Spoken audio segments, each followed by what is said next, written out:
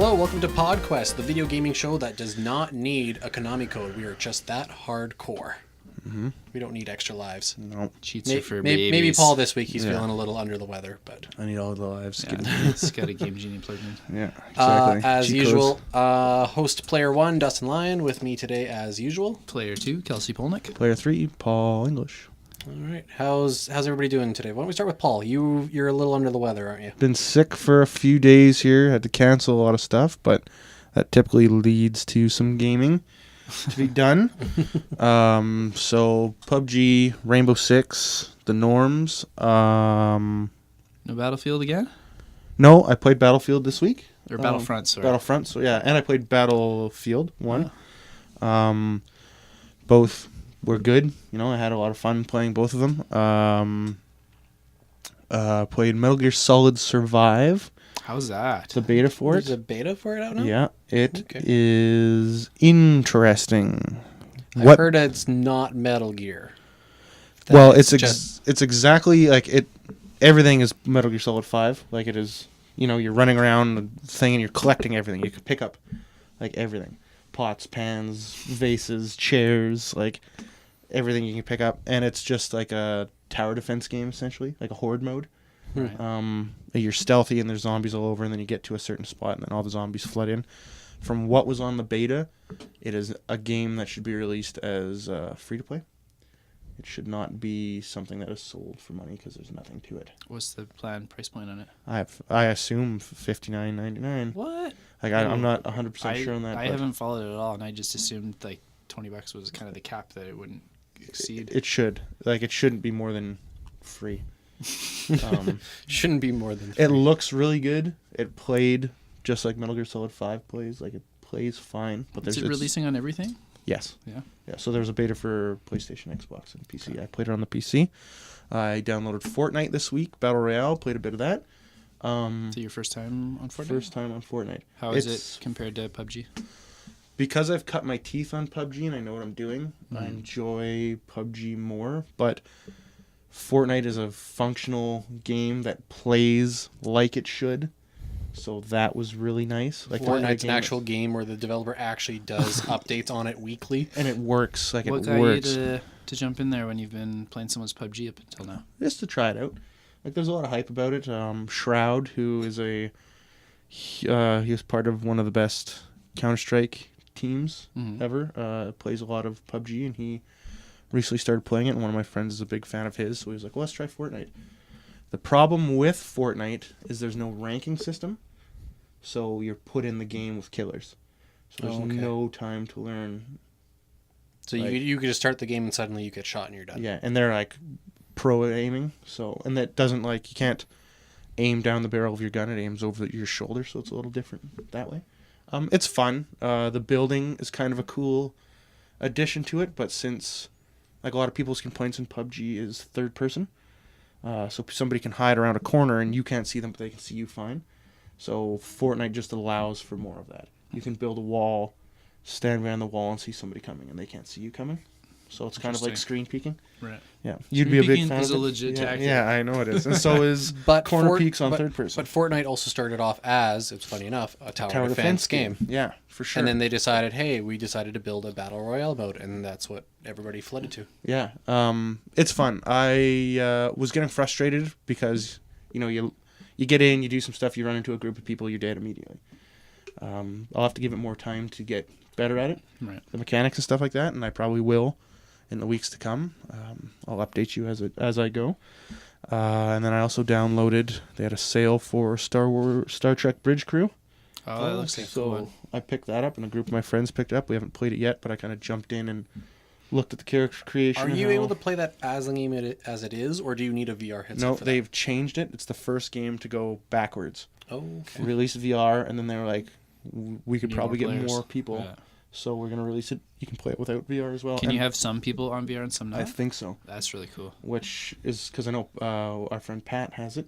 Yeah. And I really want to sit down and play He's with a Pat. big Star Trek fan too. His wife is a big Star Trek fan. And he's, I think, by proxy, a big Star Trek fan. Trickle down Star Trek. Which is exciting. I saw Black Panther. We'll talk about that next week. Hopefully, some more. We of us. haven't seen it We yet. haven't seen it yet. Yeah. So. I can't remember what else I've been doing. It's being sick and sleeping lots. Sounds like a fun week. Yeah. So it was being Other than sick, being sick. gaming, sleeping. Watched a movie. And watching. watched the movie, knocking it out of the park. Really. Sounds like a good weekend to me. Yeah, it wasn't terrible. Watched Thor Ragnarok again.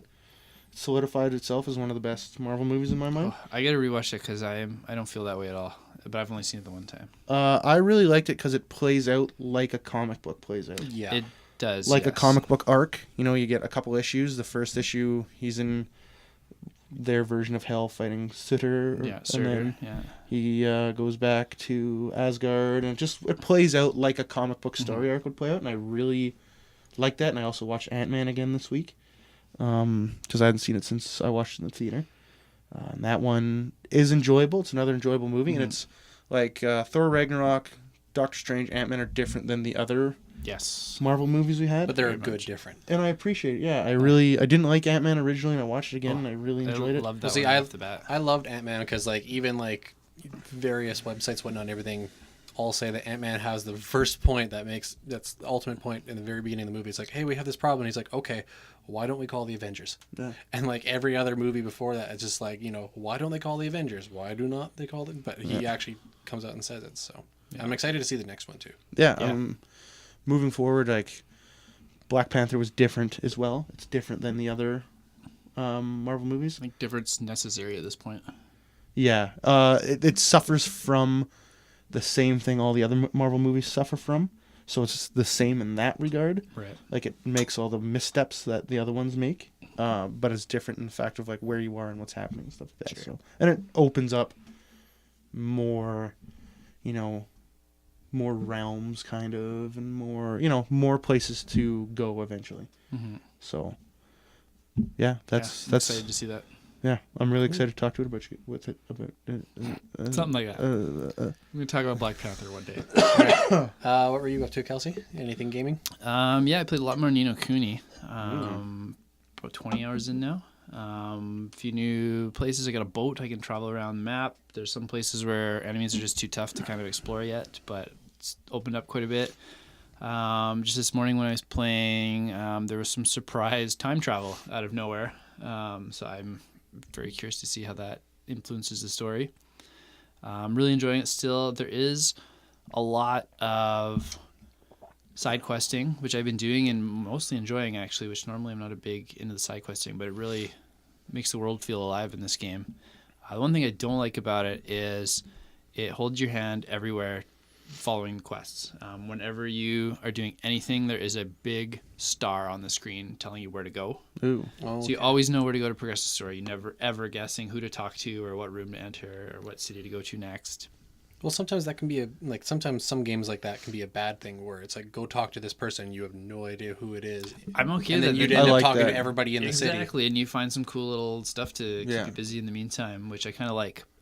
Feels like a real life adventure. Yeah, Like, I and, like that. and there's no, there's a lot of magic in this game, so they could have easily figured out a way to have that star in your map as like some kind of magic amulet or something that's kind of guiding you. They don't even try to suggest it; it's just there. Oh, okay. Go here. You go here.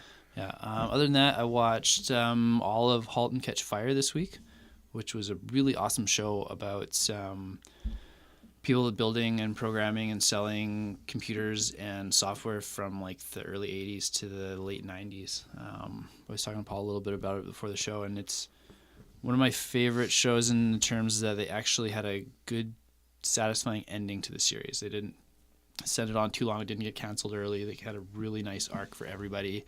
And I was really happy with how it ended. And I'd recommend it to anybody who's interested in computers in that era. How long it's is the show? fantastic. 4 seasons. They're all 10 episodes in the season, so it's not a huge time sink.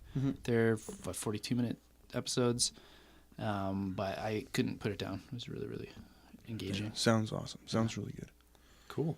Yeah. Sounds good. That was my week. As for me, I've been still playing a lot of Monster Hunter. Still really enjoying it. It's still fun trying to get towards the end of the game, and it gets to the part where you have to go find clues on these new creatures that you haven't seen yet. But you have to either find a couple clues and then leave the area and come back in and find those exact same clues again in order to progress your investigation on the creature.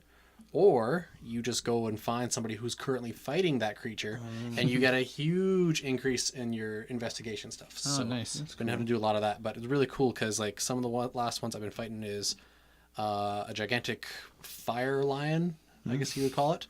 But the interesting one is they're called elder dragons. This one, it looks like it's rotting, like it's almost like a zombie. Cool. But like it's like you have a real hard time fighting against it. So I've been playing that. And then probably, you guys probably wouldn't expect this, kind of left field. I've been playing StarCraft 2. Nice. Yeah. So That's awesome. I was feeling like I needed a little real-time strategy. So since I knew I still had it, so I re-downloaded it and discovered that I can now access the 3 main campaigns, just however. So I didn't have to buy them. Those up, So 6-7 months ago. So it's right? pretty cool that I only ever didn't bought listen to what you originally said. like the very first one. And they gave me all the expansions for free. Because we talked about that on one of the earlier podcasts, how they released all that content for free. Yeah, so I came across a bunch of StarCraft videos on YouTube and stuff, so I was like, you know what, let's get into this. So I've been playing the first campaign with Jim Raynor. Yeah. Just getting to the beginning of it and stuff, but enjoying it. So. Yeah, it's fun to go back to those games. Like, I downloaded on Origin, like, the entire Command and Conquer. Red Alert. I have that too. Like, all of them. Like, not even just the Red Alerts, but, like, all of the... It was a bundle you could get, and there was all for Yeah, it's free. the Command and Conquer collection. Yeah. And we found a way to play the older ones online together, me and my friends, and we still do that, and it's a ton of fun. It's a lot of fun. Sorry to interrupt you, but Monster Hunter, Ryu skin. I saw Yes. that. Awesome. Do you know what sucks? So, well, what? I can't unlock it because I do not have any Street Fighter V save data. Oh. So, I got to come over and play Street Fighter 5. But they said that that's only temporary for the next week or two, but then afterwards this quest will become available to everybody. But I could just easily borrow one of your guys' Street Fighters, my house pop it in, quickly save the data, then quickly go to Monster Hunter and be like, I got save data. Remind me when we're done. You can grab mine today if you want. But it's interesting because I've already seen a couple of videos, and I haven't seen the video yet, but I've seen some posting people doing a Ryu Hidoken and Shoryuken challenge only against monsters. Cool. Because you get them as emotes, but the emotes actually still do damage to creatures. They don't do a whole lot. But I'm like, that's ballsy. Yeah, Like that's some some of these dedication. creatures are hard to do, so that takes a lot of dedication. So I'm really interested in watching that, That's cool. as well as seeing what other new DLC comes out for Monster Hunter. Yeah, Because they still haven't released the Mega Man one yet. No, lots of DLC coming out this and week. it's doing so well in sales. I can see them really. Yeah, it's Promoting a it great and game. doing If stuff for a if while. you haven't picked it up, that's definitely a recommendation to pick it up, especially with a group of friends. Like if you and 4 people, or you mix up a group of people and you just do 4 at a time and stuff, go and have an adventure. It's quite a bit of fun. So Yeah, yeah, that's been my week. So it's good. Yeah, going into just like a quick news thing, because we got our main articles. The DLC that we were just talking about for Monster Hunter announced this week 2 new operators for Rainbow Six and a new game mode. The new game mode's like Left 4 Dead, where you go around, there's like some kind of outbreak. So it's quite a bit different than what we have for Rainbow Six right now, which is kind of interesting. 2 new operators. We're going to get probably a new flood of like a new season. So, more awesome content from Rainbow Six are really... It's crazy how long that game's still getting big updates for. And like operators I can see, but for them to add a whole new game mode that plays completely different than anything we have in that game is pretty big. Dragon Ball FighterZ released the 2 new DLC characters. Haven't released them to download, but the information about them. So Bardock, the father of Goku, and this is news to me. Tell me more. and Broly And okay, I can see definitely Broly. are going to be the first 2 DLC characters for Dragon Ball FighterZ, which is, Broly is arguably one of the most recognizable characters of that series. So it's cool that he's coming to it, and he's like huge on screen. Yeah. So and Bardock, which is also pretty cool. He had a really big, important role in the show early on in Dragon Ball Z, and had his own specials. I'm still curious if they're going to bring any newer characters in, because I'd like to see, I can't remember their names, the female Saiyans. I like to Yeah. see them be brought into the game. Kalifka and can't remember the other one. Yeah, I'd like to see them be brought in. Talking about Dragon Ball Z, Vegeta was eliminated from the Tournament of Power last night, No. leaving only 3 characters left: Goku, Frieza, and Jiren. So we'll see where that goes. Unfortunately, Spoilers for anybody watching Dragon Ball Super. spoilers. At least this will come out a little bit later. That's cool. And Blanca announced for saw Street Fighter 5. The costume skin he's got is hilarious. Too. That's why I bring it up, because it looks amazing. He's just looks like a pill. It looks like a big stuffed toy, like a a cheaply plushie. made knockoff stuffed toy out of Hong Kong. But he still plays But he's normal. Blanca, yeah. and it Okay, just so he just ridiculous. looks like a knockoff Yeah. toy. That's Yeah. cool. Yeah, it's pretty Like funny. when He, you get in a crane game where they just bought a bunch of bootleg toys to throw in it. he looks like he plays, like they looks like they added a lot of stuff into him. Like his mix-ups, stuff like that look pretty intense. So it'll be cool to see videos of him when he comes out. Just before we dive into the news stuff, because we kept doing it at the end of the show, I figured we should probably do it now. The comments from our previous video. We had Nostalgia Goggles comment back on our video again. We from missed last ya. week. Yeah, Been a we while. missed you. So I'll read the comment here. I remember hearing these rumors a few weeks ago, and this is regards to the rumors of Microsoft buying EA and Valve and all that. The idea of Microsoft purchasing EA would be really interesting. If they did purchase EA, I don't see them making sports games or even Battlefield franchise console exclusives. They would be much more profitable to keep those on other consoles. However, newer games such as Anthem would probably be made exclusive, at least for a little while. Question time. How do you guys feel about console exclusives? Whether it be a timed exclusive or a permanent exclusive? And also, will you guys make the podcast available as an audio download on places like iTunes and other websites?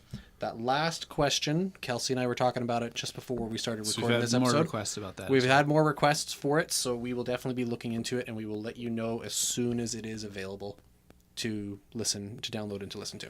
And we might do a little bit of format tweaking in Yeah. the future for that specifically. But as for just quickly answer that question, console exclusives.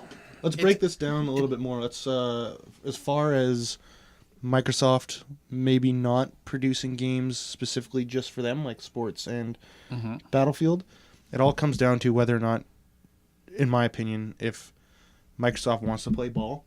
Like, we're in the console wars again, and they're behind. So will they release these games for everybody? Hard to say. Like, it makes more sense if they release it to themselves. Yeah. And then it will push, and that's what this is all about. That's why they're buying these companies. Even like you said, they might not do that. They might put everything multi-platform, but they could do kind of like PlayStation's done with Destiny, where they've kind of branded Destiny as a PlayStation game, even though it's on everything. A lot of the advertising was for that. It was on the box, the pack in. Microsoft could easily pack in, the NHL, Xbox, and really put all the And they do promotion behind that. But some of those are also timed exclusives, though. And they do For time- example, yeah. with the exception of maybe 1 or 2 missions in Destiny that were PlayStation exclusive only, but some of those missions and some other content became available to Yeah, you just- Xbox if a you- month or 2 later, and they did that with Call of Duty before. Because Call of Duty all the time before, their newest expansion or newest update would always be on Xbox first before it would hit PlayStation. Yeah, And it was always at least a month You can exclusive. get Battlefield anyweur, but if you want the definitive Battlefield experience, like you get the Xbox, because you'll get these extra maps right away. You'll get these extra. They'll have the DLC plan laid out. Like maybe some of them will just come out on Xbox and nothing else. Yeah. And you get the jump on playing it before everybody else. Yeah, Yeah, and even with sports, like it's so timely too. Even if they just time exclusive for like a month, like they will get most of the sales on the Xbox. Yeah, that would do big damage to PlayStation Yeah, sales like hey, of you sports can games. get it in September instead of August for your Madden. Like that's 80% of your yeah. sales are going to be in the first month anyway. Yeah. Well, whether it's Madden, FIFA, NHL. Yeah, whatever all the those game ones. may be, yeah. So, but as to the question about the console exclusives, my bet is if it's a game that's available on all consoles, but it's like this example where, you get content on one console first, at least a month later it becomes available to everything else. I like that. I don't like stuff being locked down onto one console only. Granted, though, from a business perspective, it makes sense to lock it down so that way people come to your console. But whether certain games being console exclusives, if you like anime stuff, you better be looking at PlayStation because Yeah. there's never been like hardly any anime stuff ever on the Microsoft side. Yeah. So They- that's they one of the reasons tried. why I have a PS4 over an Xbox One is because I love Persona. I love those anime Would you be style happier games. if those came out on both platforms though? Sure, maybe, but you know, it's all business. That's all it is. I'm the opposite. I love exclusives. And I I do wish too. everything was exclusive. I like when a company has to dedicate all their development to making it the perfect experience on this one machine, and they're Yeah. not making a terrible port on another machine. They're not building with this architecture Right. and then trying to figure out how to work it here. Some machines get some content, some don't get others. Right, I'd much rather have it because there locked to was one. we probably not going to cover it today, but there was a news story this week that Capcom came out and said that most likely there will not be Monster Hunter On the World Switch, on the yeah. Switch because it makes Just sense can't because do they it. built it for the Yeah. PlayStation and Yeah, the Xbox. and I'm fine with that too. I'm a big Nintendo guy, but I am totally fine with other Not companies getting a focusing garbage on other. port of Yeah, it. I'd rather have Yeah. like when Dead Rising came out. We had the first one on the Xbox 360, which was awesome, and then they tried to do that port, the Chop Till You Drop or something Yeah. edition Yeah, it on was the Wii, like 2 years later and it for that one. and it's not functional the same Yeah, way. like It's two totally zombies on different screen. game. Yeah. Yeah, so it's No. always better to either make the game for the console that you're making it Yeah, for, and and even not do a garbage port. systems of similar power. Like you run into some things like where they made Bayonetta for the 360, and then the PS3 version had all these bugs and glitches in it. Yeah. Sometimes you just get where they can't have their A team port something over, so they hire someone else to do it, and it's done hastily and poorly. Yeah, 'cause And- wasn't Bayonetta 2 being reported to That the one's PC? coming to the Switch now. I'm not No, sure. but there if is the Switch version. But I I remember don't people think PC people 'cause- there were. I can recall when Bayonetta 2 came out, there were people arguing like, "Can we get it on PC? Can we get it on Xbox?" But Sega pretty much came out and said if it wasn't for Nintendo, there Yeah. wouldn't be a Bayonetta I don't think that's 2. coming out on anything but the Switch, Yeah. I think so, unless so. some like fans hack it kind of thing. Also, I like when Also, I also I like Soul Calibur 2. Mhm. How each console had the specific character. see for that's a it. nice way to do the I exclusives. love that, and I'd like to see more of that. Because that was Does Soul make things Calibur. messy though. If you want to go to a tournament, and it's like, hey, I practice all the time on the PS2, and Heihachi's my guy. Like, I'm going to a GameCube tournament. How do I compete? I like that. You have to learn more than one character. That's important. Yeah, But you I should, did- as a player should be learning. I did like how they more did than do one that though, character anyway. because like having Link on the GameCube, Hayachi on the PlayStation, it was Spawn Spawn, on the yeah. Xbox One. It's neat for flavor, but I'd still prefer just to have one version with everybody. No, I like That's it. true. I like that. Just the Or- one specific character, and then it promotes you going over to your friend's house and playing your friend's copy of the game Yeah. too. I like that Well, as well. but they also did. I can't remember, was Soul Calibur 3 or 4 when they brought the Star Wars characters in. 4. Yoda was only on Xbox and Darth Vader was on PlayStation. Yeah. But then it was like 2 months later they went, okay, here's Yoda on PlayStation and vice versa. So And like now with like the internet and DLC, and like when Soul Calibur 2 came out, like that was kind of unheard of at the time. Yeah. You know, they could easily do that now, and I'd be into that. You know, have the characters come out, like Heihachi come out a couple months down the road.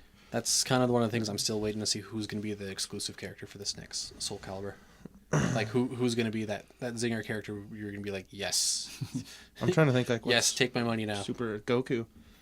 They just put Goku. Yeah. Trunks because he's got a sword he fits in. Sure. Yeah. Yeah. That's true.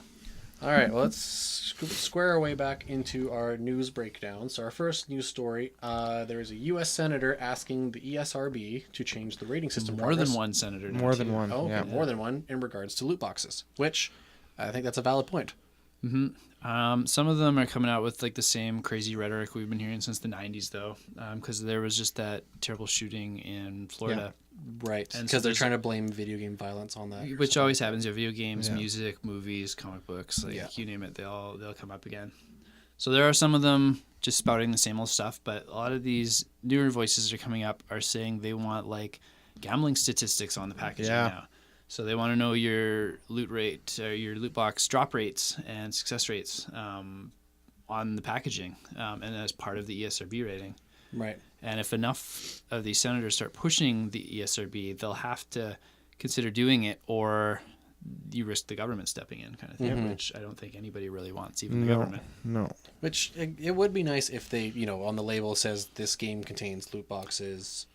Maybe even, the company has to provide the stats as to what's the breakdown of getting stuff out of the boxes. One of the weird things I noticed, though, is the senators were saying they wanted that on physical packaging, specifically not mentioning digital packaging. Yeah. But see, how would they keep it on the physical packaging if, say, all of a sudden they do an update and increase the odds? Or they decrease the odds so that way you get more stuff. Now the packaging's invalid. Yeah, they put good packaging for the initial launch, and then a week down the road Changes. It's we've updated the game and completely changed it, and that's a workaround. Look for at companies. Battlefront 2. They went, we have loot Drastic boxes, change, and then they went, okay, temporarily we don't have any loot boxes. and then they're back again. And then they they're could talking be worse about than bringing ever. back. So It's funny that, like you mentioned, the 90s, because the whole time I was reading this, I was just like, because we're back into console wars, Night Trap we're and back Mortal Kombat all over into again. exactly. Like, it's a weird history repeating itself Yeah. scenario.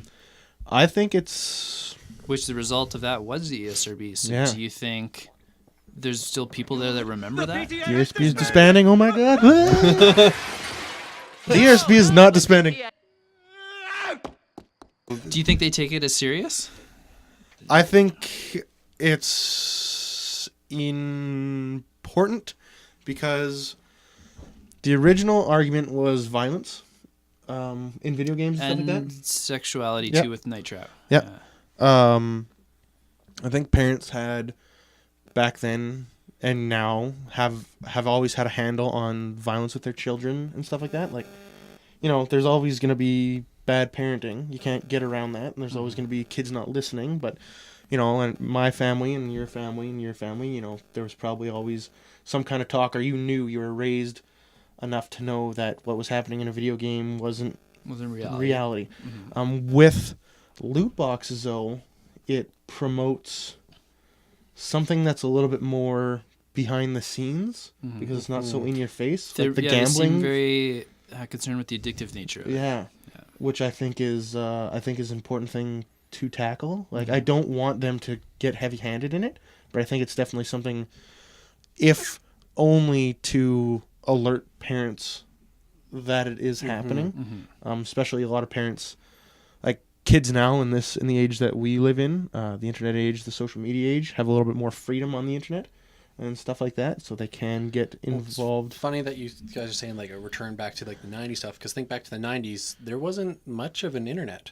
So there wasn't information that was available. Yeah. So that's a good reason why the SRB needed to be in place, so that way you knew what the rating of the games were. But with today's day, a parent can easily say, oh, my son's interested in Call of Duty. They can look up Call of Duty and get all the information they need on it. Every box now, too, even though they have the rating on them, they say, like, check ESRB for full rating. And you open it up, and it's got, like, 3 times as much information as the box has. I know, like, when I used to work at an EB Games, if I had a young kid walk up to me and it's like, I want to buy Grand Theft Auto, I would look him in the eye and say, you need to have a parent with you. We were told that when I worked at EB Games, you had to have a parent if you want to buy certain games that were Because the rated. thing is, too, with that, too, if anything was ever to happen to it, you yourself as the worker could be fined for that. So I didn't want to ever be. There's no legal binding with ESRB ratings. Oh, okay. It would be a company fine or a company slap on the wrist. Yeah. Okay, Get there written was a up fine. for- There would be a fine to the employee that let it go through. That So that's why I just said, It would just no be matter EB what your Games. age, either give me an ID or I'm not selling it to you. If they have a corporate policy in place, that's the only sort of thing they can do to you. That being said, I used to sell it to whoever.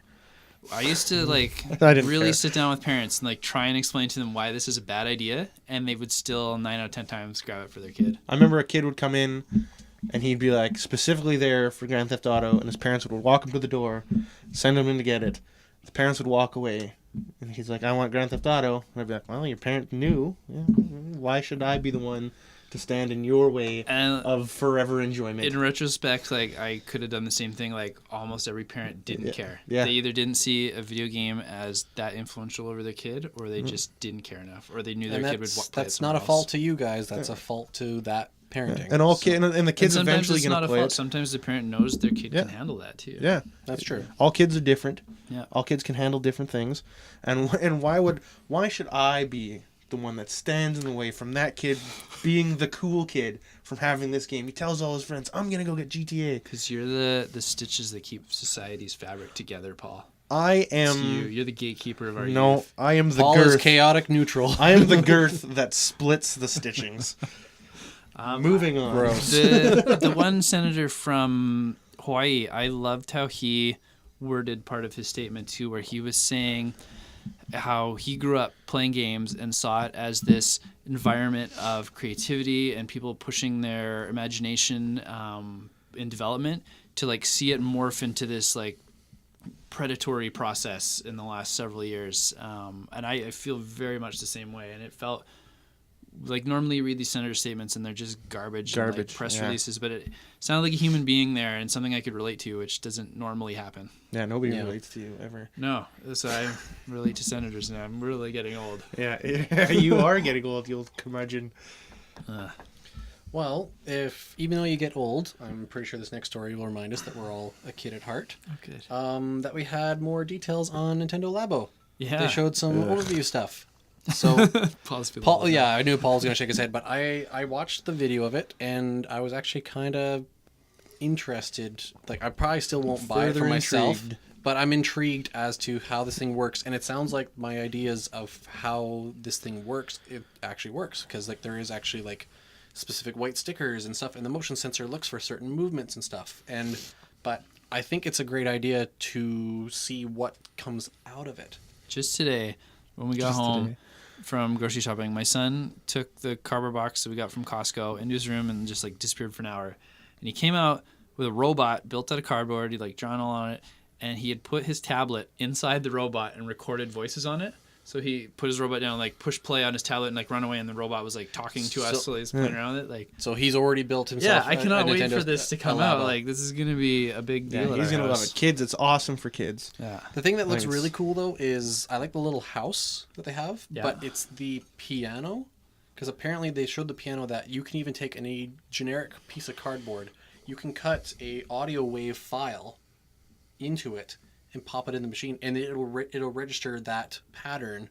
Cool. How you create it into a sound. And I'm like, I cannot wait to see the people who are like technically savvy to take this thing and just see what they create. People are gonna hack the hell out of a lot of these things and make some pretty cool stuff. I think so too. The one thing that I think is really awesome about this is, like, I do think video games to an extent remove a bit of a person's imagination, because in a video game it's just given to you. Yeah. You know, you don't have to visualize the possibilities or, you know, create this world in your own head.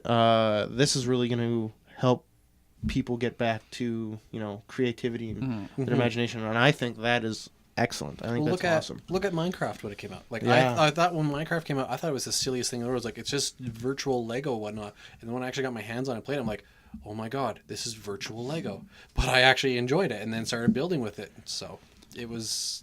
I think it also, to go back to the last story a little bit, there's a lot of negative stuff right now in the press about video games. I think this is a good story, a good view of outsider people looking in and seeing something creative that they can understand and would be happy to get their kids, kind of thing. Nintendo's really the silver lining right now in the video game industry, I feel. Because it's all like lots of games good that are stories. good for everybody, feel good video games, feel good stories, feel good innovations and stuff like that. It was funny after this was a couple weeks back when they revealed the Nintendo Labo and stuff. I was watching one of the other podcasts that I follow, and it was funny that there was a guy who was talking on there, and he reminded me just about every single thing that you've said, because he's saying, like, you know, like as a gamer myself, I wouldn't play this, but he's excited to play it with his kids. So it's definitely if I didn't have a kid, I would still want to be a cardboard robot, though. He would definitely. The robot thing looks pretty cool. The Children have little no- visor you flip up and down. So. No weighing on this. No. Just wait till we get a video series where we put Paul inside the robot. Oh boy. All right, and I have to build my own one because I don't want to wreck things. yeah, our final story, more of a rumor that right now, Disney may look to take Star Wars away from EA. This kind of ties into our Thank first God. story. I hope that goes through. We talked about the possibility of this, like, on our first or second podcast. We did Yeah, Star this Wars is a episode. very early episode. So I don't think we need to go too deep into this. Go check out the Star Wars episode if you want to hear our thoughts on it. But I really hope this happens so badly so that we can have a better variety of Star Wars games. I wonder if the Microsoft rumors have any.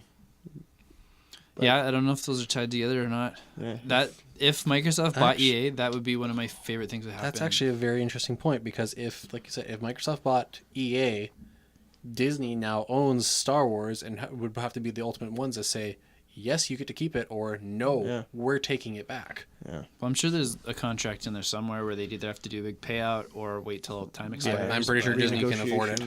Yeah. Yeah. Yeah, it'll be interesting to see what happens. Microsoft had a exclusive to Star Wars games, though. That'd be a crazy deal. That would be a crazy deal. I'd like to see them go have a bunch of different companies produce a Yeah. bunch of different Star Wars I don't games. care if they leave a chunk of it at EA to Yeah. do their Battlefront things. Just give me some other options Yeah. too. Give me we talked about this even last week, I think. Give me a Rogue Squadron. Yeah. Give me a Bounty Hunter game. Give me, Give me an Platinum Games, RPG. do the lightsaber fighter. Yeah. Give me Yeah. a slightly better version of their real-time strategy ones they did. Yeah. Because Like I always the thought it was a Battlegrounds great is idea. really cool. Yeah. Yeah. Give me another Knights of the Old Republic or something along those Yeah. RPG lines. Those are great EA games. EA and BioWare did Knights of the Old Republic. Yeah. Like, why is that not happening? Yeah, and And they're not doing Mass Effect right now. Like, I know that a bunch of teams probably working on Anthem, but you can throw some guys on some Star Wars. Give me a Star Wars game that kind of plays like Dark Forces, or even give me a Star Wars game that plays like Sure. Batman, like Dark Forces. Arkham. I think people have a lot of good memories about Dark Forces. I still love Dark Forces 2, Jedi Outcast, and Jedi Academy. They're all really good games still. They all play awesomely. So people still speedrun them. They're fun to watch. Yep. More pod racing. That game was pretty solid. I'd be okay with like an updated version of it. I don't Yeah. think we need a new one, but just like remake that game. Yeah. Make it Yeah, look prettier. yeah. Because HD. we have no F-Zero right now, so Yeah. I need some sort of high-speed Yeah. We got racing game. Wipeout hasn't really done much lately. There's that one called like Redshift or something. That's like Yeah. the only thing doing a F-Zero-y style game right Yeah. now, and it's pretty low key. No, it's one thing I liked about the pod racing stuff is because you're going at Mach 2. Yeah. Shifting gears out of this conversation. Speaking of HD kind of rebuffing of games, Secret of Mana. Yeah, that just came out a couple days ago. Yeah. I haven't The- looked at it yet. Is that Okay, the general the- consensus, or is it just the Paul consensus? No, That's it's the general I consensus, haven't. I bu- feel. I think I still had it pre-ordered, but Yeah, I I haven't remember. gone to buy it because I went and watched some of the reviews on it stuff. Not good. Just Like- me like watching if, the if- videos. If you're a and fan of Secret of screenshots. Mana, you'll probably like it. But somebody like me who hasn't played it, I was thinking, oh, I'll just get the nice polished version. There are problems with it. And it doesn't even look. It's not Secret of Mana anymore. They went too far. Yeah, that's Like what some. the cinematics, that doesn't look the same anymore. Does it make the new crowd happy and it doesn't make the old crowd happy? I don't think it makes anybody Screws up happy. for everybody. Yeah. I think the old crowd would be okay, but This is the old crowd, and this guy is grimacing. The new crowd, I don't think so, because some of the things that they showed was It looks terrible. they supposed to they kind of animated some of the dialogue stuff, but a character will have his mouth stuck wide open while the lackluster voiceover talking over top talks what he's saying, but it'd just be an open mouth like this. He'd just be like, You should have pulled up some screenshots just to show How it Kelsey. is? It looks. Square screw up something so easy. they probably have all their people on Kingdom Hearts 3 and Final Fantasy 7 right now. But if they can't remake Sword of Mana or Secret of Mana, how are they supposed to remake Final Fantasy 7? Yeah. Good You're question. talking about like a generational leap. there, I know. like- That's the thing though. That's one of the reasons why I didn't go buy Secret of Mana, because I saw the reviews. I'm like, I wouldn't be happy with this. It popped up on my Steam, and I was like, "Oh boy, I'm so excited!" And I clicked on it, and Steam has like the videos and I just looked at that, and I was like, "Oh no!" Then my friend downloaded it, and he was like, "This game is terrible." It's such a simple game, and like they've done so many sequels that are really good because they just copy and paste that idea. Yeah. Like, Just show him some Hang screencasts. on, I pulled up Metacritic for Secret of Mana. It's currently a score of 73 out of That's good. 100. that's good. not Yeah. totally User score 6.9 out of 10. a little lower than the critics score. Summary. Originally released in 93, Secret of Mana is by far the most popular title in the Mana series. This is a full 3D remake This game faithfully retells the story while adopting modern 3D graphics and controls. It features a new range musical score voiced by characters. That was one thing some people were saying, that they didn't like the score. Yeah. Apparently the music was not that great, and there's like high-pitched tones that were not called for. Why would you replace the But original yeah, score? that seems like something you just leave, unless they like lost the source material or something. Let's just. This is what I want to. Anyway, so yeah, I avoided it, so I will probably keep it avoided for now. So Interesting. Yeah. so, but it's a shame because I was looking forward to it, but Yeah. if the reviews on it are not the best, I probably won't be happy with it. So Square just doesn't interest me much in general these days, which is unfortunate because they were easily one of my favorites growing up. but anyway, maybe while Paul He's just showing me some trying pictures. to search for some pictures on there. Like the pictures and stuff don't look. It didn't look Digimon. okay. They just don't Oh, look sorry, like they look okay. But Secret of Mana though. They gave little ears to the blobs. Bunny ears. I don't know. anyway, I'm not into it. Not for that. so with that, why don't we go on to our topic for today? It's topic Um, time. Let's talk- We were having a hard time figuring out what we were going to talk about because initially we didn't think we were going to have you with us, and we didn't want to do A anything lot too... of rescheduling and delaying. Yeah. Yeah. Yeah. It was So hard to today get we everybody decided together. we were going to go with our favorite YouTube channels, whether they're gaming or not, just whatever we personally enjoy. So that's what we figured. On top of our personal favorite YouTube channel, GameQuest TV. That's what I was going to say. This is an easy number one with a bullet. If you haven't subscribed already, you might as well hit that subscribe button right now. Yeah, we got Just get it lots done and of. over with. I've got. I did for Dustin today. Some of my PUBG videos, and I kind of went into the third person replay mode and narrated over the battlefield. Oh, Kind of cool. showed you what's going on at the I haven't ever seen you play it, so I'm pretty interested. to Yeah, check it'd that be out, interesting too. to get that posted. when it's paused, and I'll explain here are we. There's a team over there, team over there, team over there. Let's go watch what this team does, and I'll go back and see what we're doing during it, and then go see what another team's doing. The first video I did is a really funny, crazy ending where I run up and I throw a grenade, and then I get shot, and the guy runs and kills himself, and then his teammate runs over to me, and I was cooking another grenade, and finishes me off, and then I drop it, and he runs over, and then I blow up, and then that wins the game for us because our other guy was almost dead on the other side of the map. It's funny. It's really, I had a good time doing it, and then I did a really long one, go through an entire video of us playing, kind of zipped around a bit. Yeah. So I'll have more of that coming. Fairly soon. Yeah. So stay posted. We're doing big changes coming, hopefully. Yeah. And I also had some card table stuff recorded this weekend. So Yeah. we had Which recorded is popular. Y Schwartz tournament that we hold at GameQuest every Friday. And then we also had recorded some of our Pokemon Expanded Day, which happens every Saturday at 1 o'clock. I'd also like to sit down and do some more board game stuff. I'd like to play that Predator Legends game I have. Yeah, I'd check that out with you. Yeah, and then we can just record us playing it and stuff like that. It would Yeah, be fun. it'd be fun to do some tabletop stuff. Paul and me have been finally getting some progress done. I've been talking about for a while doing a whole chronology of a series. So we started doing Mario, and we should hopefully have some videos up of that in the next couple weeks. And I've got a project I want to start with my son very, very soon. Hopefully have something up in the next 2 Exciting. weeks for that as well. That'd be interesting. Yeah. Anyway, So stuff coming. So enough about us. To our number one. Let's talk about maybe our favorite ones, maybe ones that we take inspiration from. And stuff. Do you want to start with non-gaming, get those out of the way, and then go gaming? Or? That's the thing though, is I do a lot of gaming stuff. Yeah. There are certain non-gaming ones I do. The one that I can think of right now is, and I'm gonna name both their channels, is Corridor Digital and Sam and Nico. They're a channel that I followed quite a bit. They were buddies with Freddie W, who's done a lot of video Freddie game Wong. parody. Freddie Wong, Yeah. done a lot of parody videos with him and stuff. Before he did any of that stuff, I used to watch him compete in Guitar Hero tournaments all the time. He's Right. a crazy good Guitar Hero player. Right, so I followed them since they started up their YouTube channel and stuff. So Sam and Nico are the main film guys that they're still buddies with them, but they kind of branched off and they kind of do their own thing. They do a lot of really interesting videos. They did one recently where they made their own sniper rifle Nerf gun, like homebrew made, because they wanted something where it was actually something where it would actually fire the dart far enough and accurate enough, and it actually fires it off so hard that actually they had to have their rule was whenever you create something that shoots something, you have to stand in front of it, apparently. So they had the creator stand in front of it. They shot him, and it actually had a nice little like welt started to develop on him just from a foam dart. So for mainly non-video gaming stuff, I like them because they do a lot of good filming techniques and they do a lot of cool videos. So Most of mine's gaming too. I basically use YouTube for video game stuff.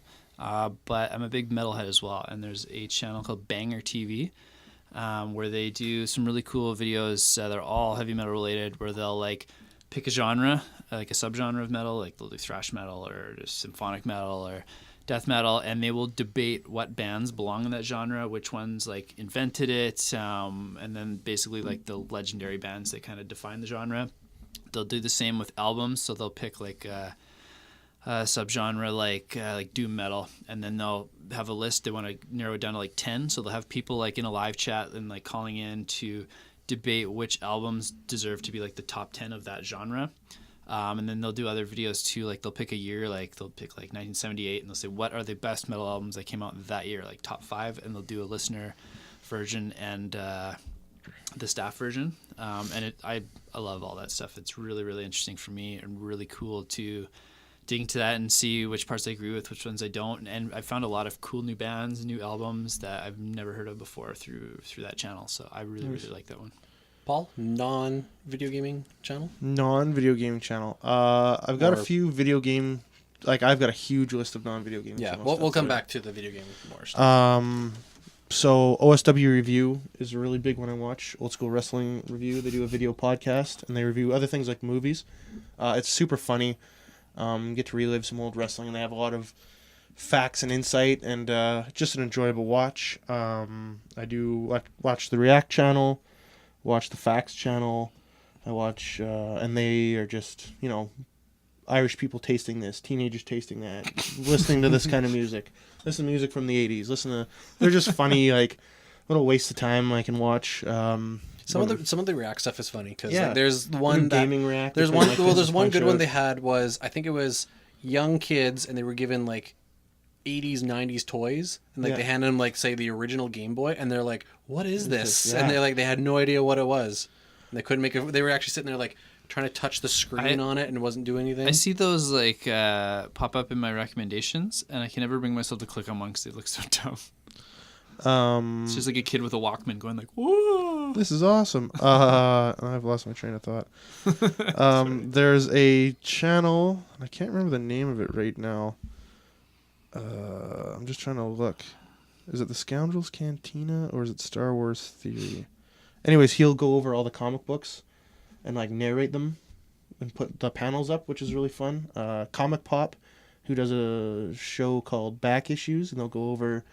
I think I might have stumbled across a few episodes of that, and it was pretty cool. Yeah, and they'll go over like the Infinity War or Infinite Crisis from DC, like all these really awesome stories, and it's 3 guys on a couch just kind of talking about it. Yeah, I definitely seen a couple of those. Yeah, it was really cool. Yeah, it's super fun to watch. Joe Rogan, I'll watch his stuff on YouTube. Like, I've got a huge list of things that maybe too big. Yeah, like I get a lot of time on YouTube. I watch YouTube probably more than I watch TV because I like information. I'm kind of the same facts way too. So I like to gather all kinds of stuff, and I got a few video game things that I watch, but we'll get into that when it comes back around to me. Yeah. Okay. So kind of more like right now. So kind of more video gamey-esque channels. One of my first notable ones I'd have to say is the Game Theory channel. Matt Pat and his wife Stephanie, I believe is her name. They do a lot of like live gaming and stuff on their channel, but Matt Pat does a lot of research into the stuff that he figures out. For example, he figured out how much diamond armor would actually cost in Minecraft in real life and just how useless it actually is. Yeah. They've done everything from that. He's done a lot of stuff with the Five Nights at Freddy's lore, just going in depth on that stuff, and some of that stuff is really cool. Like if you love like creepy lore, like you want to dig into stuff, I definitely recommend that stuff. And he has some really good, interesting stuff. Like he even figured out where Breath of the Wild sits in the Zelda timeline. There's no timeline. Based off the Nintendo timeline. Ugh. So he does his Mario story arc.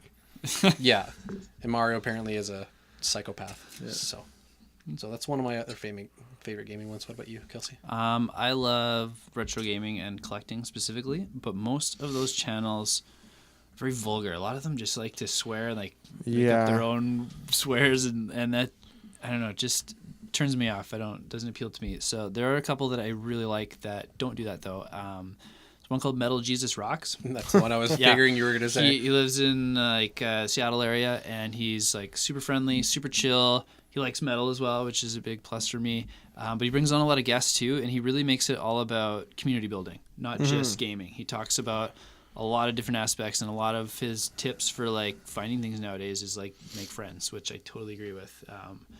So I really love that aspect of it. And there's another one, The Gaming Historian. He does a lot of retrospects. He just did a really awesome one. It's like an hour-long retrospect on Tetris and he goes into like these meetings in Russia and Japan and like and European right holders own part of the rights for like handhelds and consoles, and it was just huge messy thing, and he goes over everything. So he basically has like a little 5-year period, and he just dissects it over this hour. It's really, really interesting. But same thing, he's like really chill, and he really researches his topics. He's done a lot of cool videos, and he's been around for a long, long, long time too on YouTube. I love both of those guys. Yeah, Gaming Historian and Metal Jesus Rocks are probably two of my favorite for retro gaming. I know I've seen the Metal Jesus Rocks stuff because he's done stuff like the HDMI ports built into like the GameCube and stuff like that. He talks a lot about kind of merging new tech with old tech too. Like, was it his channel where he had someone brought in, what was it, the 64 add-on? Yeah, I think he's someone on the 64 disk drive. He's got a lot of friends that have like really weird, obscure things and imports that he brings on all the time to like show off cool stuff. Because I remember they were like trying to crack into that game, and I think it was his channel that finally got into and what was on this thing. His collection is big, but it's not super, super crazy or super expensive. Like it's really, you can see how it's been built over the years with him like searching Craigslist and going to shops and stuff. So he'll bring in people like, this guy has a full Wii collection, and this guy's got like a Neo Geo Pocket collection, and this guy's got these hundreds of dollars of Japanese PlayStation imports, and he brings in people that have all these areas of expertise that he might not be able to hit on, which is really, really cool. Mm-hmm. Paul, one of the ones like Kelsey touched on about like there's a big community on YouTube, and a lot of them are really vulgar and stuff like that. One of the, I think like the first really popular one was probably Angry Video Game Nerd. Yeah. Mm-hmm. And I don't, like, me and Kelsey have talked about this extensively in the past about how he feels about Angry Video Game Nerd, and I do feel the same. Like, it is overly vulgar, and like his use of some words and stuff like that are a little crazy, but I respect and admire the effort that he puts in. Like, he's making actual like vignettes of what he's doing, and he puts time into the editing, and like he cares about what he's doing, and I think that's awesome. Well, the thing too is that like that's a character he plays. Yeah. Like that's not actually him. I hope that came through in our conversations, but I think sitting down with like James Rolfe or Matt Matai, I think we'd get along really well, and we'd have a lot in common, a lot to talk about. I just hate the character he's created. Yeah, I think he is probably a fantastic person. Yeah, he seems like he's really intelligent. He's got a lot of, and one of the things that I don't like about not just his character is other people don't take his character as a character, and like he'll say like, this is the hardest game of all time, or this, and as exaggerating it as a character, and then everybody makes a top 10 list. Battletoads is the hardest game ever, Silver Surfer is the hardest game ever, because Angry Video Game Nerd says they're really hard, and it's just false information that keeps getting. I always had a lot of trouble with those two games personally. They're challenging games, but they're not even near a top 10 list for hardest games. Yeah, well, we'll see. Dr. Jekyll and Mr. Hyde. That one. That's a bad game. There's so much worse games than that. And the conversation with hardest game comes down to a hardest game that controls properly, or a hardest game because it's poorly made. Yep. Anyways, so that one as like a video game one, it's not one of my favorites, but it just stands out as something like I used to watch it when YouTube first came out. Yeah. And this is a big deal for like a long time. Really, really push the envelope for what video game people can do online. But Funhouse, they're part of Rooster Teeth. I watch a lot of them. I think all their characters are super funny. Like they portray, I think they're probably pretty close to who they are in real life. Elise Willems, who's on there now, used to be like one of my favorite parts of game trailers before they closed down. She's so awesome. Funny. Her husband is super funny, James Willems. yeah, they all seem to get along, and they're all like good friends. They do a lot of really funny videos, like I said, vignettes, and they do their playthroughs are always really funny. I quite enjoy that. I watch a lot of Dr. Disrespect on YouTube just because I play PUBG. Yeah. So anything to do Shroud, I'll watch Shroud. I'll watch stuff like that. Drawing a blank again, but yeah, I watch a lot of Screw Attack. I watched a lot of for a while, not so much anymore. Yeah, since I haven't heard Craig anyone left. name that in a long time. Yeah, Craig left the company to start his own thing. I loved their top 10s. Yeah, I still They- watch the top 10s. They every were once in really a while. good. Yeah, if a top 10 comes out and it shows up on my feed, I'll be like, yeah, for nostalgia's sake, I'll watch it. It's funny that you mentioned the ones from Rooster Teeth, because there's actually one that I hadn't said yet. Kind of again, I take inspiration from these last two ones. Will be my last two choices. Take inspiration especially for doing this stuff that we do on our channel here. The No is from Rooster Teeth, which they do a podcast that's almost very similar to ours here. They just have a little more money and actually have like a production crew to actually do this stuff. While They have any money? I don't, That makes it a little more. they have money. $12 would make. Well, it no, more they than we've have got they now. have like a staff and crew in charge of operating cameras and stuff. While Just our saying, stuff here, we set the bar low for. I know, for but our budgets. stuff here, like it goes to me and then I have to do it. So, but I think one of my other ones that I have to give a nod to, that's a big inspiration, especially during bad times in my life, was probably the Game Grumps. I used to love Aaron Hansen's Eagle Raptor stuff on Newgrounds and stuff, which were really funny just for me and my friends because we would quote him all the time. But I can recall back when I was living in Burnaby, I was working for a place and I unfortunately got let go. And it really sucked because like I had to come home and tell my roommates, hey, guess what? I don't have a job anymore. They gave me my severance pay, whatever, blah, blah, blah. But I was really sad. And when I got home, they just started doing a playthrough of Super Metroid. And I absolutely enjoyed it. Because it kind of brought some humor into my life when I really needed it. So that's one of the reasons why I still love watching Game Grumps. I love the music that they do, like Star Bomb, Ninja Sex Party. All their songs are really hilarious to listen to, so I quite enjoy them. Do you remember when the PlayStation Network launched? They had a game show on it. Yes, I know Yeah. Aaron was on it. I hate him because of that show. I've never been able to enjoy the Game Grumps because of that show. To back Aaron up, they apparently did that to him on purpose, and that was not the way that he wanted to be portrayed on the show. Whoever edited that, he it worked. has an episode where they ask him about that, and he said that, well, you know, he went on the show just was going to be normally how he was, and they were trying to ask him, was like, hey, don't you think that girl over there's pretty cute, like trying to like create like a on-screen drama. romance, and he's like, dude, I have a wife, like why would I do that stuff? So like, they apparently made him to be almost a bad guy.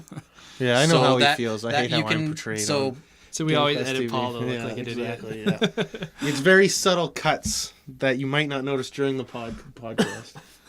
So there's probably some justification on Yeah. Aaron's side that that's the way that they edit it. You might be a nice guy. I've just everything I've seen of him after that, I have that lens on, and I just can't get it past it for some reason. You just have to break through it, man. Apparently, well, he was on like you know who Keith Apicary is? Yep. He was part of, I don't know if he's part of Screw Attack, but he did a lot of video for Screw Attack back. And he in always the day, does too. like the dancing videos and stuff like Yeah, that. Too. I yeah. love that. He does a cracks me up. Ninja Turtle song, and Eagle Raptor shows up near the end of it, and I was just like, all right, turn this garbage off, and I loved it up to that point. Oh. I don't know. The guy just drives me nuts. I for some think reason. you just unfairly. I will admit it's unfair. just give him a chance, or at least look into Ninja Sex Party and look at Danny, and they're hilarious Right. songs they do. Anyway, back to you for maybe some final gaming ones. Sure. I love weird, obscure gaming facts and just like increasing my knowledge. So a couple of my other favorite ones are Game Explain channels and Did You Know Gaming? Yeah, that one Good was choices. on my list. The Game Explain ones I find especially fun when like a new trailer or something comes out and they just watch it like a bazillion times and try and dissect it and figure out like, and there's a lot of speculation. Not always all of it's right, but it's really cool to just that point when you have a little bit of information, you know, something's coming out in like 6 months to try and piece it together. I find really fun too. One thing I don't like about their channel though, and I really wish they would stop doing this, whenever a new game comes out, within that week they spoil the ending of it. I don't have to watch the video. Like I know, it's I purposely go out of my way. I don't watch them anymore. Like right across the bottom half of the thumbnail will say like spoiler. Yeah, I know, but I think we had this discussion maybe a while back. We were talking about spoilers and stuff that maybe people shouldn't do it. So, but I do love the game. Like they even have even the Nintendo Labo trailer comes out, and within an hour they've already made a video of them doing like a through Skype podcast talking to each other about what they think about this. As soon as they announced Mega Man 11, I watched them try and tear that apart, and they picked out a whole bunch of stuff I didn't notice watching. I watched the trailer 4 times and didn't notice half the stuff they picked up on, and they're trying to figure out like where it would fit in a timeline and like how different moves are in the game, even though they only show you one move, but they show you that it like changes your costume, so it might be different than past Mega Mans. And it was really, really neat to see them dissect levels too and backgrounds and things that I wasn't paying attention to. And like you said about spoilers, when Mario Odyssey came out, I saw them put the spoiler one in, so I just like put that in the back burner. Once I finished Mario Odyssey, I went back and watched the spoiler one, and I loved it. Okay. Yeah. I do have to say because you mentioned the Did You Know Gaming guys. Yep. Sounds like they changed themselves a year or so ago, but I still love that they bring out content. I do love those weird little random facts that they find. Yeah, and they don't just do a lot of big games. They'll do some obscure ones once in a while too. Like we both love Earthworm Jim, grew up on him. They'll do an Earthworm Jim episode, which isn't the biggest thing these days, but it's cool to see them. Even the dig into stuff Castlevania like ones, like Castlevania, they did a whole series on like all the Castlevania games. Yeah. They're not really in the main. There's a few anymore. important ones, and there's a lot of not important ones. And Well, they even hit do both. They even do weird ones too, where it's like the question of, I think it's Lavender Town, the original Pokemon, where they're like, oh, well, that Lavender Town originally, a bunch of kids apparently killed themselves, and they straight up said, here are the facts, it's not true. Yeah, they'll pick a specific rumor, and debunk it or show. They some do that. It was just it it was one on like music rumors and stuff, and they even dressed like Legend of Zelda's Ocarina of Time. The Fire Temple apparently was changed because it had prayers and stuff in it. That's not true. That's completely not true. That rumor was around for a long time. I remember hearing that, and I remember actually talking to someone on the Nintendo Power helpline about that too, because we were just killing time. I had my game system wouldn't turn on, so we called Nintendo Power back in the day. The number they charge you like $5 an hour. And he told me just to like unplug it and leave it for 5 minutes. So we had 5 minutes to talk on the phone about Zelda. So yeah, stuff like that came up. And so Fire Temple, yeah, it's not true. Okay, good. No. He thought it was too. Like this was a Nintendo employee. Okay. Like it was funny. fun. Yeah. Cool. Paul, final thoughts. Like I've got tons of games or game channels. Tons of other.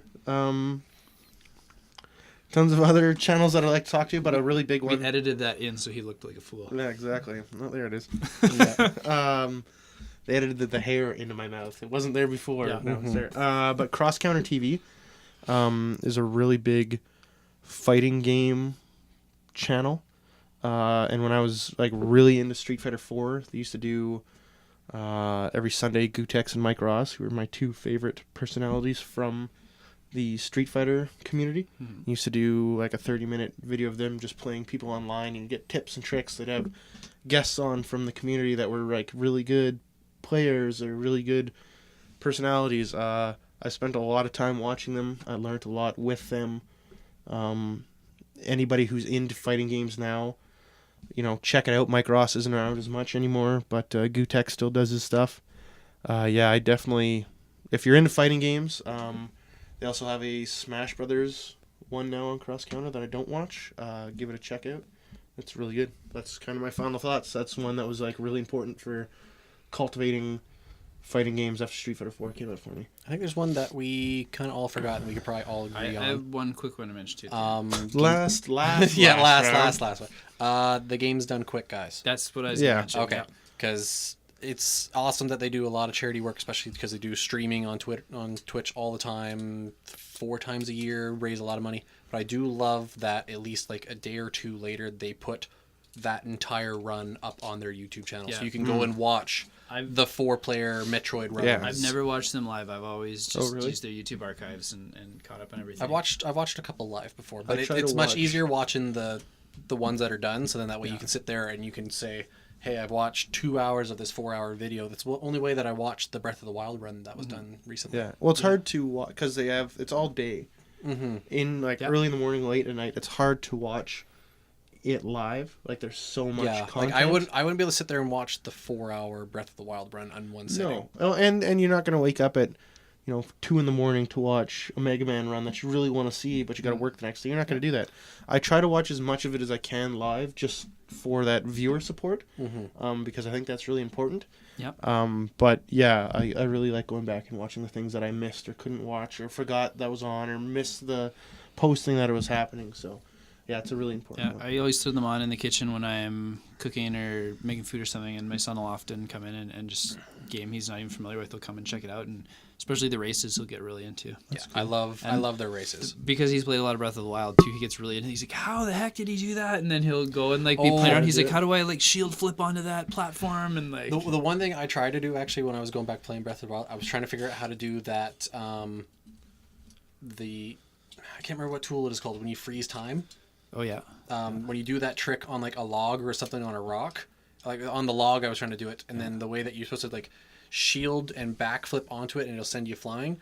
I still haven't got that figured out. Yeah, like after he saw or you could fall from a tower, and if you like swing weapon and unequip and re-equip it like at the right time, you can land without taking any damage. Like he just sat there for 2 hours trying to recreate that. Splat! I Splash! think he did it once. It's not something he can do consistently, but. And on that note, if you're watching in the kitchen, it's important that you always inform your child that fish don't fry in the kitchen, bees don't burn on the grill. So, What? until next time, thank you for tuning in to PodQuest. We'll catch you on the flippity. If you understood what Paul said, please subscribe. Plus 10 points. If you didn't understand what Paul said, please subscribe. What was that from? It's an old song.